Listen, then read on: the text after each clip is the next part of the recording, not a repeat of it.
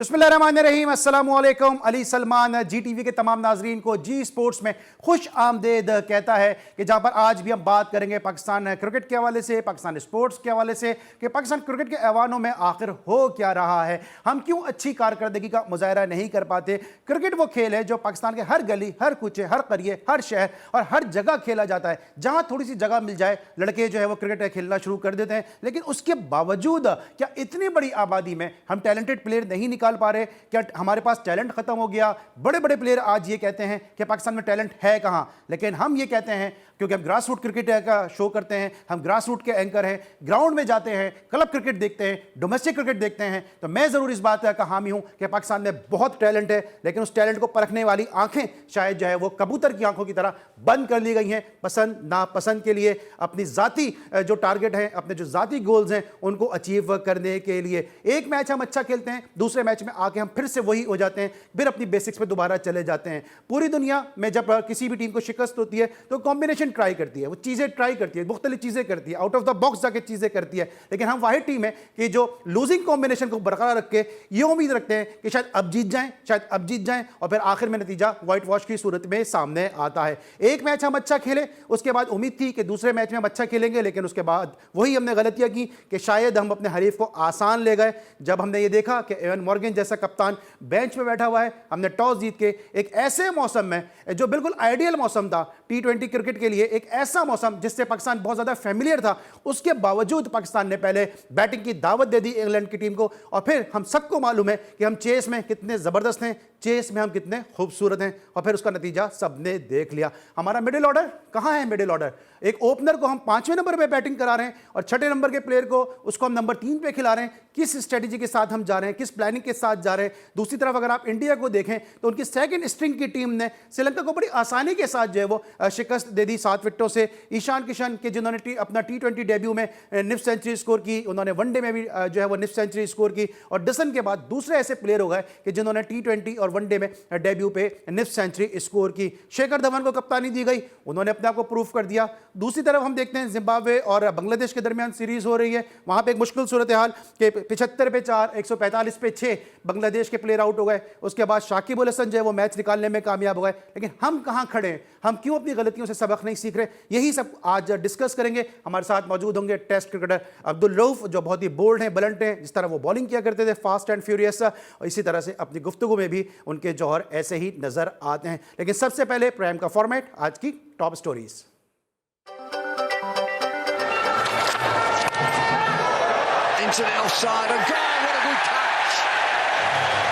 पाक England T20 series का आखिरी मैच कल मैनचेस्टर में खेला जाएगा। कौमी कप्तान बाबर आजम इंग्लैंड से T20 सीरीज जीतने के लिए पुरुमीद। दोनों टीमों के दरमियान सीरीज 1-1 से बराबर। अगर मेरे पास अथॉरिटी होती तो टॉस जीतकर बॉलिंग के फैसले पर कप्तान समेत टीम इंतजामिया को फारिग कर देता। Shoaib Akhtar. If I had been in authority, I would have sacked the management and the team at the same time and the captain. Azam Khan तगड़ा प्लेयर है, शाहीन अफरीदी की परफॉर्मेंस जबरदस्त है, बाबर आजम विराट कोहली से भी आगे निकलेगा। ऐसी बात नहीं है कि टीम में कोई स्टार नहीं, मीडिया में आकर प्लेयर्स को उड़ाना कोई बड़ा काम नहीं है। साबिक कप्तान शाहिद अफरीदी। कि मुश्किल वक्त में हमें उठाना चाहिए प्लेयरों को, क्रिटिसाइज करना ये तो कोई मुश्किल ही नहीं है। मैं भी अभी 2-4 लड़कों को खड़े खड़े सुना दूं, लेकिन ये कोई तरीका नहीं है हमारे। There it is, just tapped into the offside. The captain Shikadawan scampers through for a single, and India win comfortably by 7 wickets. Bharat ने पहले वनडे मैच में श्रीलंका को 7 विकेट से हरा दिया। Just cuts it square, quickly through for the first run, and that is gone to the boundary. That is the end. That is the win for Bangladesh. Shakib Al Hasan की allrounder कारकर्दगी की बदौलत बांग्लादेश ने जिम्बाब्वे के खिलाफ दूसरा वनडे 3 विकेट से जीत लिया। और बहावलपुर में ओलंपियन समीउल्लाह के मुजस्मे में हॉकी और गेंद दोबारा नस्ब कर दी गई। हॉकी और गेंद मुजस्मे से चोरी कर ली गई थी। जी नाज़रीन, आपने टॉप स्टोरीज़ देखी और जिन मैचेस का मैंने तस्करा किया वो आपने इन टॉप स्टोरीज़ में ज़रूर देख लिया होगा। चलते हैं सीधा अब्दुल रऊफ़ के पास और अब्दुल रऊफ़ से हम जानना चाहते हैं। अब्दुल रऊफ़, कितना अफसोस हुआ बतौर फॉर्मर क्रिकेटर पाकिस्तान की इस परफॉर्मेंस को देखकर, और ऐसा लग रहा था कि पाकिस्तान शायद T20 में जो है विनिंग ट्रैक पर आ जाएगा, लेकिन एक दफ़ा फिर हमने वही गलतियाँ की जो हम शुरू से करते आ रहे हैं कि हमारी बॉलिंग, सबको पता है कि हमारी बॉलिंग इस वक्त सस्पिशियस है, हम टारगेट चेस करने में अच्छे नहीं हैं, लेकिन उसके बावजूद हमने एक बड़े आसान बैटिंग ट्रैक के ऊपर कि जहाँ पे 61% वो टीमें जीती हैं कि जिन्होंने टॉस जीत के पहले खुद बैटिंग की है, वहां पर हमने इंग्लैंड को बैटिंग की दावत दी और इस दावत का भरपूर मौज, भरपूर लुत्फ उठाया इंग्लैंड की टीम ने। क्या कहेंगे?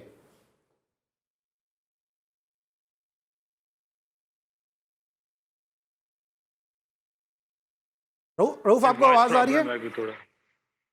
राइट, रऊफ तक शायद मेरी आवाज नहीं पहुंच पा रही है। रऊफ, आप मुझे सुन सकते हैं? जी अभी आ रही है। जी रऊफ, थोड़ी सी आवाज भी स्टूडियो में रऊफ की बढ़ा दीजिएगा। रऊफ, मेरा सवाल आप तक पहुंचा?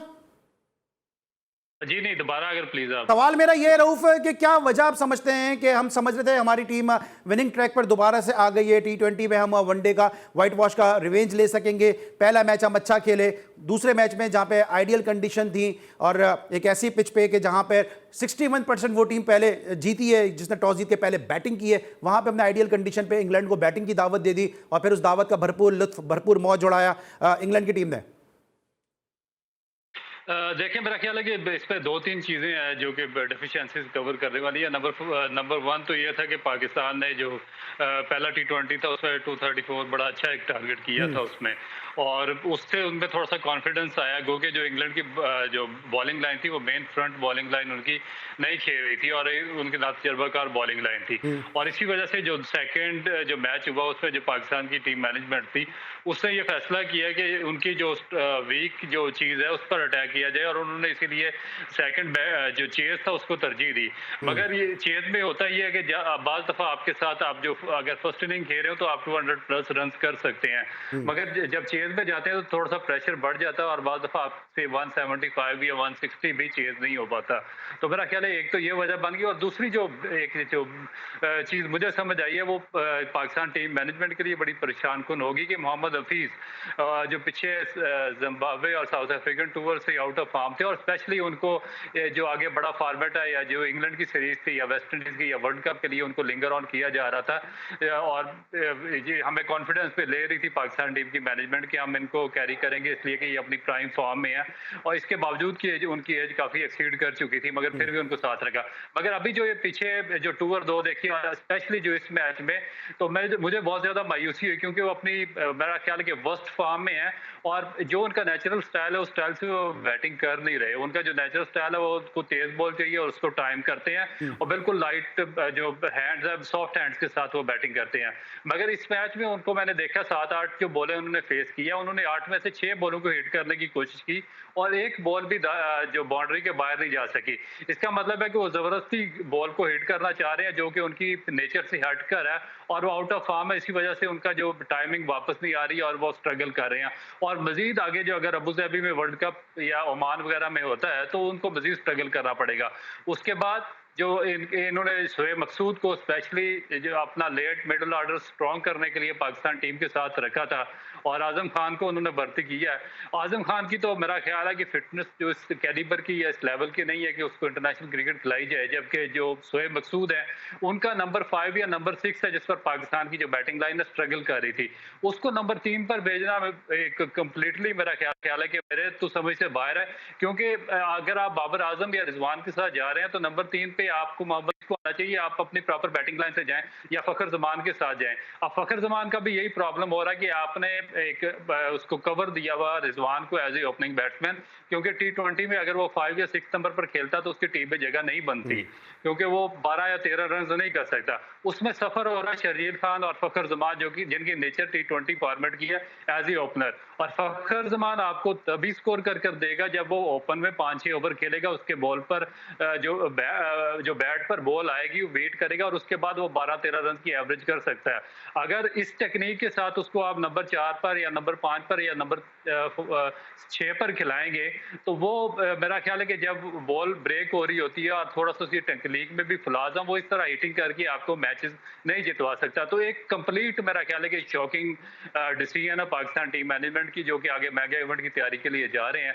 तो मेरा ख्याल है कि इन पे काफी बर्डन होगा और काफी सोच विचार करनी पड़ेगी इनको। तो आपको क्या लगता है रऊफ के वर्क क्यों नहीं कर रहे? आपको यहाँ बैठ के मालूम है दुनिया भर के एक्सपर्ट ये बात कर रहे हैं, हम यहाँ पे अपने मुख्तलिफ शोज़ पे ये बात करते रहे, जो बहुत बुरी भी लगती है, और ये वजह है कि शायद हम जैसे लोग जो हैं वो बुरे सहाफ़ियों के लिस्ट में भी हैं, बुरे एंकर्स की लिस्ट में भी हैं, क्योंकि हम निशानदेही करते हैं। वो क्रिकेट बोर्ड को तनकीद लगती है, अब्दुल रऊफ हुए, राशिद लतीफ़ हुए, शोएब अख्तर हुए, ये निशानदेही करते हैं, तो क्रिकेट बोर्ड को ऐसा लगता है कि जिस पे तो तनकीद की जा रही है। तो आपको क्या लगता है ऐसा कि क्यों इन चीज़ों को रेक्टिफाई नहीं किया जा रहा, जिनको हम सब मुसलसल इस बात का तस्करा कर रहे हैं? देखिए मेरा ख्याल है कि जो असल प्रॉब्लम है वो ये है कि वो डेवलपमेंट की तरफ नहीं जा रहे। जब आप डेवलपमेंट की तरफ जाएंगे, क्योंकि एक लॉन्ग प्रोसेस होता है और इसमें आपको जो अच्छे लोग सिलेक्ट, विजनरी लोगों को सिलेक्ट करके ऊपर लाना होता है अहम ओहदों पर। उसके बाद वो अपने विजन के मुताबिक एक प्लान देते हैं, स्ट्रेटजी बनाते हैं, और उस पर फिर वो उसकी जो मैनेजमेंट होती है वो प्रैक्टिकली अमल करती है। यहाँ पर जितनी भी स्ट्रेटजीज बन रही है वो सारी की सारी शॉर्ट टर्म गोल्स हैं, और शॉर्ट टर्म गोल्स हमेशा पाकिस्तान के लिए और जो नेशन के लिए वो नुकसानदेह साबित होते हैं। इसी वजह से आप देखते हैं कि कभी 10 साल के बाद फवाद आलम को चांस मिल जाता है, कभी 8 साल के बाद ताबिश खान को डेब्यू करवा दिया जाता है, कभी जुल्फकार बाबर या नौमान अली, अब्दुल रहमान या सईद अजमल 40 साल की उम्र में उनको बाहर करके 36 साल के नौमान अली को खिला दिया जाता है। फिर आप शोएब मकसूद, जो आप 4-5 साल से आपके टोटल सिस्टम से आउट था, आप उसको सडनली आउट ऑफ नो वे आप उसको उठाकर T20 फॉर्मेट में लेकर गए। और यहाँ पर स्पेशली आपकी मैनेजमेंट क्या करके गई है कि हम उसको सिर्फ उसकी, क्योंकि फिटनेस अच्छी नहीं है, हम उसको T20 फॉर्मेट खिलाएंगे, और इंग्लैंड जाकर उसको तीनों फॉर्मेट खिला दिए। अब देखें ना कि जब आप इस तरीके के डिसीजन लेंगे, आप शादाब खान को उसकी इंजरी कैरी कर रहा है, उसकी बॉल में वो स्ट्रेंथ नहीं रह गई है, आप फिर उसको कैरी करते जा रहे हैं। तो शाहनवाज दानी है, उसने पिछले 2 सीजन में PSL में बेस्ट परफॉर्म किया, उसकी जो लाइन एंड लेंथ एक्यूरेसी है वो T20 फॉर्मेट के लिए आपने उसको उसमें सिलेक्ट कर दिया है टेस्ट क्रिकेट के लिए, जिसके लिए अभी वो डिजर्व नहीं कर रहा है। तो मेरा ख्याल है कि ये काफी एक लैक ऑफ प्लानिंग है। और रऊफ ये लिस्ट लंबी है, ये लिस्ट अभी लंबी है। अभी तो आपने फ़हीम अशरफ का नाम नहीं लिया। फ़हीम अशरफ को मुसलसल जो ऑलराउंडर के तौर पे हम ट्रीट करते आए, हम समझते हैं। पहले तो आप मुझे मुख्तसरन बताएंगे आपकी नजर में फ़हीम अशरफ ऑलराउंडर हैं या नहीं, हाँ या नहीं?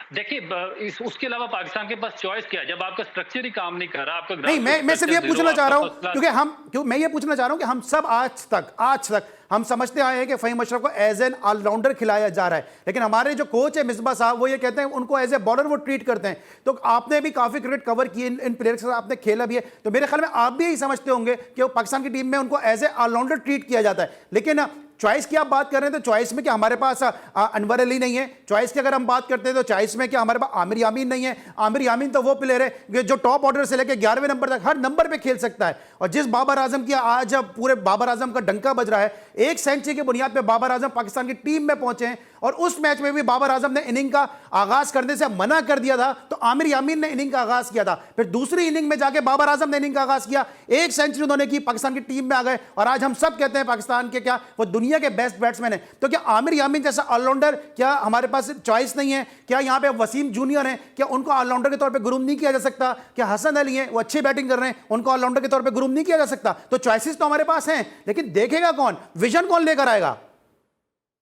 देखिए एक चीज होती है कि ये एक नॉर्मल जो ऑलराउंडर्स होते हैं, ये उनकी लिस्ट आपने जरूर गिनवा दी है, मगर आप इनको एक स्पेशल जो एक डेवलप्ड ऑलराउंडर जिस तरह के एक इंटरनेशनल लेवल पर या जिस तरह पांड्या वगैरह या दूसरे ऑलराउंडर्स हैं, उनकी सफ पे नहीं खड़ा कर सकते, क्योंकि इनमें से जो अक्सर है उनको ट्राई भी किया गया और उसको डोमेस्टिक में भी देखा गया।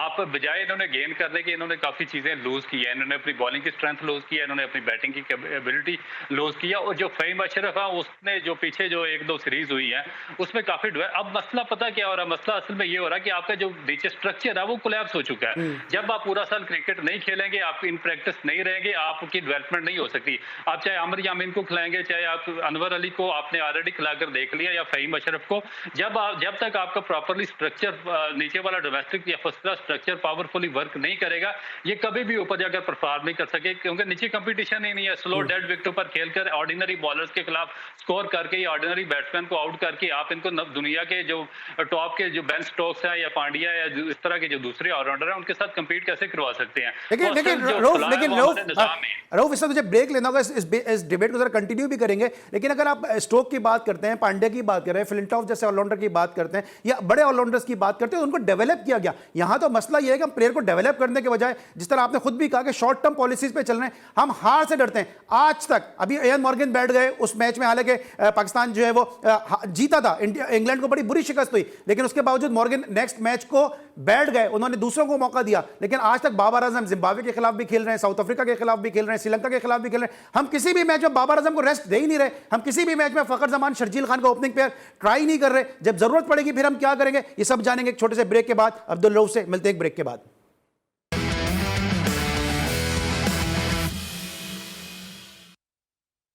Welcome back after the break. और ब्रेक में मुझे ज्वाइन किया पाकिस्तान की इंतहाई senior sports journalist Aliya Rashid ने, उनको खुशामदीद कहेंगे शो में। अस्सलाम वालेकुम, कैसी हैं आप? जी बिल्कुल, बहुत शुक्रिया Ali, thanks for inviting me. Ma'am, हम बात कर रहे हैं पाकिस्तान की टीम की कारकर्दगी के हवाले से, और ब्रेक पर जाने से पहले रऊफ से मैंने क्वेश्चन किया था, पहले मैं रऊफ से उस सवाल का जवाब ले लूं। रऊफ, हम बात कर रहे थे, आप जो बात कर रहे थे कि जो कॉम्पिटिटिव क्रिकेट की आप बात कर रहे थे कि इंटरसिटी से ही जो है वो एक शुरू हो जाता था, कॉम्पिटिशन शुरू हो जाता था, उस एलिमेंट को हम यहां मिस कर रहे हैं, इवन फर्स्ट क्लास क्रिकेट में भी मिस कर रहे हैं। जी आवाज नहीं आ रही है आपकी। अच्छा मैम, आपको मेरी आवाज आ रही है? जी आपकी आवाज आ रही है। ठीक है, हम बात करें पाकिस्तान टीम की परफॉर्मेंस के हवाले से। और पूरी दुनिया में ऐसा होता है कि अगर विनिंग कॉम्बिनेशन होता है तो उसको डिस्टर्ब नहीं किया जाता। ये हम कौन सी नई इनोवेशन कर रहे हैं, कौन सी हम नई इन्वेंशन कर रहे हैं कि हम अपना लूजिंग कॉम्बिनेशन चेंज करने को तैयार नहीं है? भले ही हम हारे चले जा रहे हैं, उसके बाद एक मैच अल्लाह अल्लाह करके जीत गए, तो दूसरे मैच में हमने फिर वही गलतियां कर दी कि सबको पता है कि हमारी बॉलिंग जो है वो इस वक्त इतनी ज्यादा मजबूत नहीं है, हमारा वीकर लिंक है बॉलिंग, हमने फिर उनको बैटिंग दे दी जहां पे 61% वो टीमें जीतती हैं जो पहले बैटिंग करती हैं।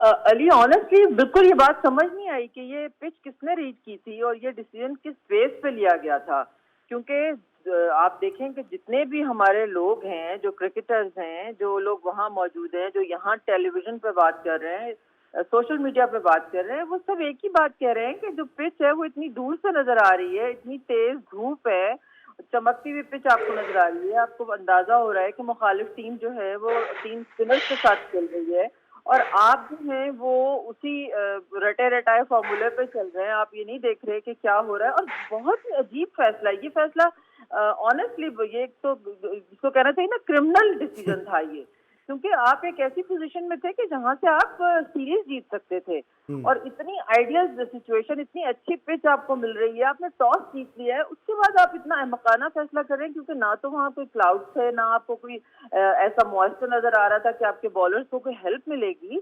तो ये तो वाकई इसमें तो सब लोग हैरान हैं मेरे समेत कि ये नहीं समझ आती, क्योंकि देखें T20 क्रिकेट जो है वो तो अपने टैक्टिक्स पे और अपनी जो अवेलेबल आपके जो रिसोर्सेज होते हैं उनको मैक्सिमाइज करने के ऊपर खेली जाती है। तो आपके पास तो यही एडवांटेज था ना कि आपने टॉस जीता था और इतनी अच्छी आपको कंडीशन मिल रही हैं, उसके बावजूद आपने ऐसा फैसला किया।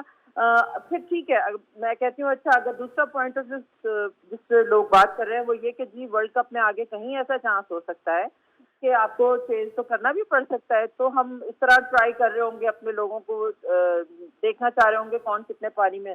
अब मसला ये है अली कि मैं और आप और हम जैसे बहुत सारे सहाफी जो हैं वो दिन रात बोलते रहते हैं, मगर इशू ये आ रहा है कि जो हमारे पास रिसोर्सेज हैं, जो हमारे पास क्वालिटी आ रही है प्लेयर्स की, उनको समझना बहुत मुश्किल है। क्योंकि देखिए ये बात अभी आप ही कह रहे थे ना कि रऊफ शायद कह रहे थे कि डोमेस्टिक क्रिकेट में हम बेजान विकेटों के ऊपर और मीडियोकर बॉलिंग के खिलाफ खेल के बड़े बड़े हम स्कोर कर लेते हैं और उसके बाद जब हम इंटरनेशनल लेवल पर जाते हैं तो हम एक्सपोज होते हैं।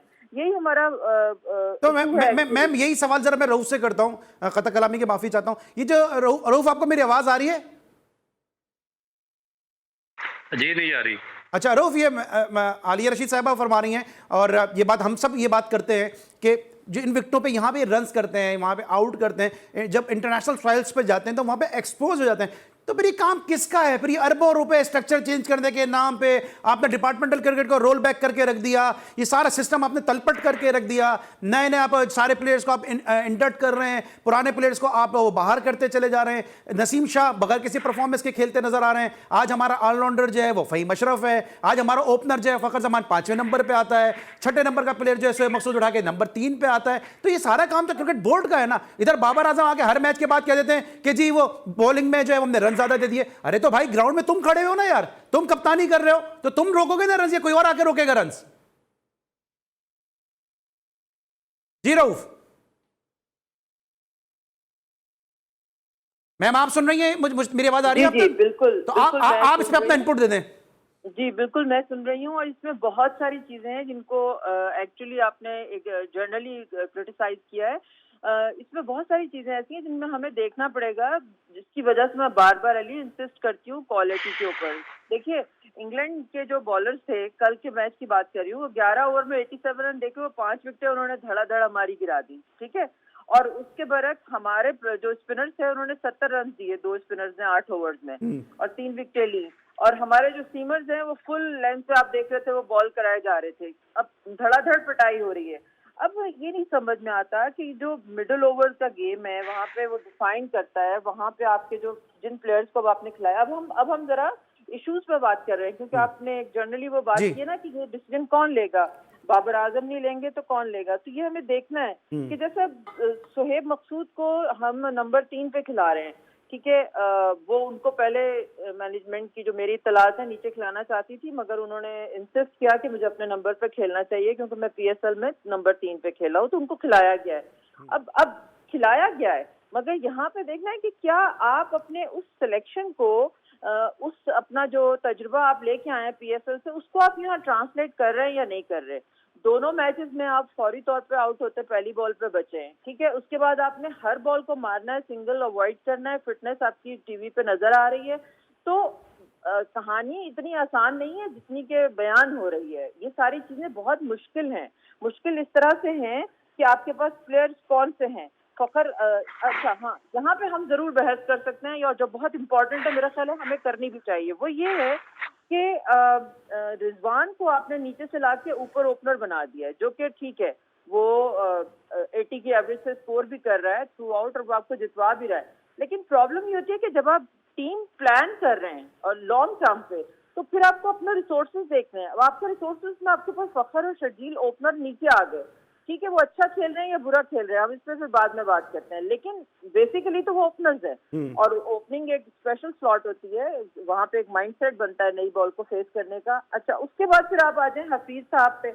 अब उनकी परफॉर्मेंस जो है वो दिन ब दिन डिक्लाइन से जा रही है, जैसे जैसे वर्ल्ड कप करीब आ रहा है। कल के मैच में उनको जिम्मेदारी लेनी चाहिए, उनको वहाँ खड़े होकर उनका स्लॉग करना बनता नहीं है, उनको वहां से गेम को आगे लेके जाना चाहिए। रिजवान और बाबर में से एक आदमी को हर सूरत एंड तक जाना पड़ेगा। अच्छा, रिजवान बाबर की आपने बात की, जरा मैं रऊफ को भी शामिल कर लूं। रऊफ, आपको आवाज आ रही है मेरी? अच्छा, रऊफ को मेरी आवाज नहीं आ रही है। रिजवान और बाबर का जो डिस्कशन है मैं आलिया रशीद साहबा के साथ और अब्दुल रऊफ के साथ कंटिन्यू करूंगा, लेकिन एक छोटे से ब्रेक के बाद।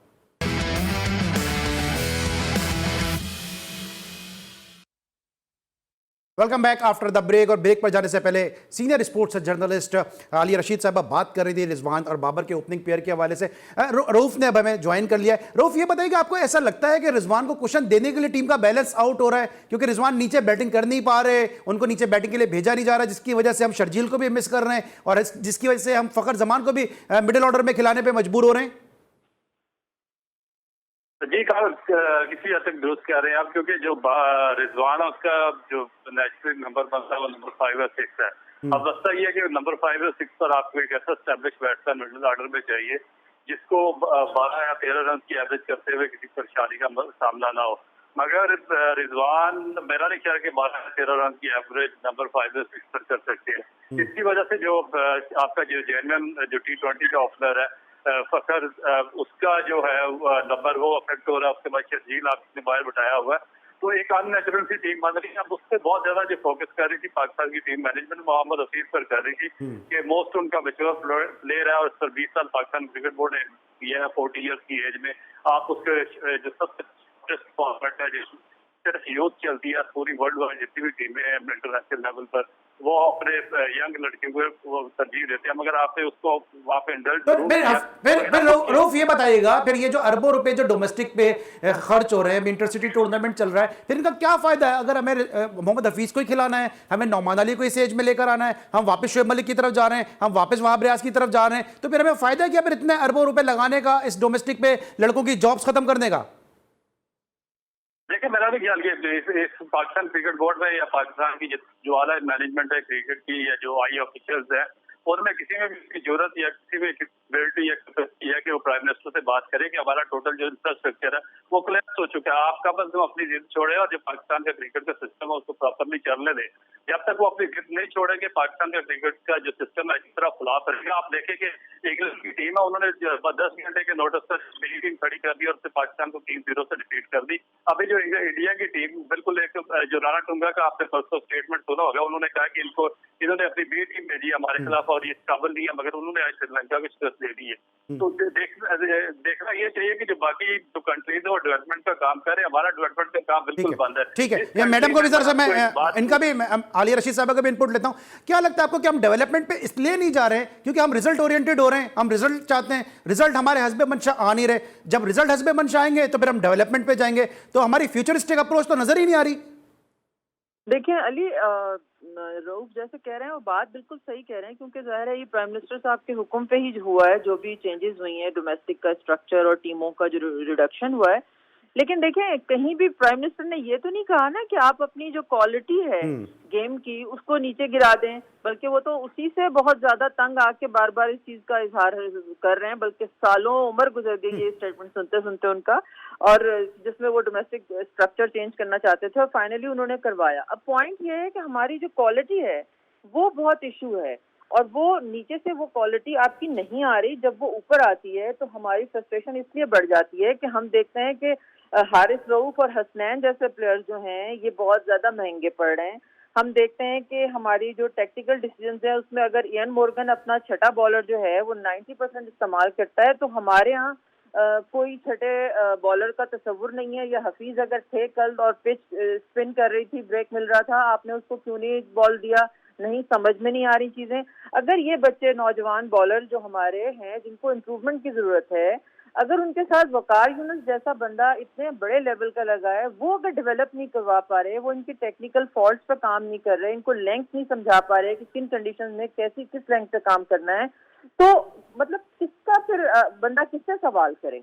पॉइंट ये है कि जो प्रोफेशनल क्रिकेट बोर्ड प्रोफेशनल लगा सकता है ना, वो सबको प्रोफेशनल लगा दिया है। अब इशू ये है कि क्या उन प्रोफेशनल्स का नंबर 1 तरीकाकार आना ठीक था, नंबर 2 क्या उनकी वो क्वालिटी है कि उनको उस लेवल का कोच कहा जाए जहाँ पे वो, या वो दुनिया के जिस तरह बड़े कोचेस काम करते हैं। यहाँ पे तो हमारी छोटी छोटी बातों पे ईगो आ जाती है कि वो मुझे सलाम नहीं करता, मैं उसको सलाम का जवाब क्यों दूं, वो मुझे सीधे मुंह गल नहीं करता मेरे नाल से मैं क्यों करा, इस तरह की बहुत सारी चीजें हैं। तो हमें ये देखना होगा कि जब हम उन लोगों को लगाते हैं जो कोचेज हैं, जो कि बैकबोन हैं प्लेयर्स के, तो वो अगर लगाते हैं और वो उनको डेवलप नहीं करा पाते या वो ट्रांसफर नहीं कर पा रहे अपनी स्किल उनके अंदर, तो वो फेलियर हैं। ठीक है, तो उस फेलियर का इलाज यही है कि आप उनको अच्छा मैडम ने बोला है कि इगोइस्टिक अप्रोच है यहाँ पे हमारे कोचेस की, और इसमें कोई शक भी नहीं है, क्योंकि ये भी कहा जाता है अगर आपने परफॉर्मेंस दी है तो आपने मेरा नाम क्यों नहीं लिया, आपने फला कोच का नाम क्यों लिया। तो यहाँ तक भी जो है वो प्लेयर्स बेचारे बहुत ज्यादा जो है अंडर प्रेशर होते हैं। ये बताएगा रऊफ के, अब आपको क्या लगता है कि पाकिस्तान ने जिस तरह इंग्लैंड को हमने देखा, वो 3 स्पिनर के साथ गए, एक ऑफ स्पिनर थे मोइन अली जो बतौर ऑलराउंडर खेलते हैं, इसके अलावा पार्किंसन उनके साथ खेले, आदिल रशीद उनके पास खेले। हमारे पास जो स्पिनर खेलते हैं वो तो स्लो फास्ट बॉलर हैं या मीडियम पेसर है, वो उनकी बॉल टर्न ही नहीं होती। तो क्या हमारी डोमेस्टिक क्रिकेट में ऐसा स्पिनर खत्म हो गए जो बॉल को स्पिन करा सके, जो बॉल को टर्न करा सके? देखिए बात ये है कि ये जो मैडम ने सवाल उठाया बिल्कुल जेन्युइन सवाल है। और देखिए मैं एक चीज ऐड करूंगा कि अगर वज़ीर-ए-आज़म इमरान खान साहब के विजन को इम्प्लीमेंट जो उनकी मैनेजमेंट है 3 साल में करने में कंप्लीटली नाकाम रही है और उनका मुकम्मल एक फेलियर है। तो फिर उनको चेंज क्यों नहीं कर देते? अब एक ये जेन्युइन क्वेश्चन है, देखिए कि जो मैनेजमेंट पाकिस्तान क्रिकेट बोर्ड की जो एक डिस्ट्रिक्ट टूर्नामेंट नहीं करवा सकी 3 साल से, जो अपना आइन सही तरीके से नाफिज नहीं कर सकी, जो अपना प्रॉपरली सिस्टमेटिकली जो अपना ग्रास रूट स्ट्रक्चर था स्कूल क्रिकेट क्लब क्रिकेट उसको बेहतर तौर पर ऑर्गेनाइज नहीं कर सकी, तो उनको रहने का जो रखने का या रहने का जवाज तो बिल्कुल भी नहीं है। तो फिर क्रिटिसाइज तो आपके वज़ीर-ए-आज़म पर आएगी ना। अच्छा, उसके बाद जो आपका ये जो दूसरा जो क्वेश्चन है कि हमारे जो स्पिनर्स है, अब देखिए कि उनके पास उन्होंने डेवलप किया, उनका सिस्टम डेवलप करता। आदिल रशीद एक कंप्लीट स्पिनर बन चुके हैं, उनके पास लूप भी है, उनके पास ब्रेक भी है, टर्न भी है, गूगली भी है, फ्लिपर भी है, उसमें सारी वैरायटी इस्तेमाल की। इवन जो पार्किंसन है उन्होंने बड़ी बेहतरीन शानदार बॉलिंग की और I was not expecting from him that कि वो इस विकेट पर इस तरह की वो बॉलिंग करेंगे, मगर उन्होंने आउटस्टैंडिंग किस्म की बॉलिंग की पाकिस्तान के खिलाफ। और स्पेशली जो उनकी जो टीम मैनेजमेंट है उन्होंने बड़े अच्छे तरीके से पिच को रीड किया और उस पर ना सिर्फ ये 2 लेग स्पिनर खिलाए बल्कि मोइन अली को एज ए थर्ड स्पिनर भी उन्होंने साथ पे खिलाया, जो कि हमारे स्पिनर से बेहतर है। अब हमारा प्रॉब्लम क्या हो रहा है कि हमारे पास तो बिल्कुल आधे तीतर और आधे तेर है, जिस तरह प्राइम मिनिस्टर खुद कहते थे कि रेलू कटे हैं। अब ना उनका समझ आती है कि वो बॉलर है, ना उनको पता चलता है बैट्समैन है, वो आधे स्पिनर है, उनके एक्चुअली मुकम्मल नहीं है। एक को आप साथ ले जाकर बेंच पर बिठाया हुआ आपकी जो टीम मैनेजमेंट है या बोर्ड की जो थिंक टैंक है उसको उस पर कॉन्फिडेंस नहीं है, उसको खिला ही नहीं रहे कि पता नहीं है कि क्या करेगा।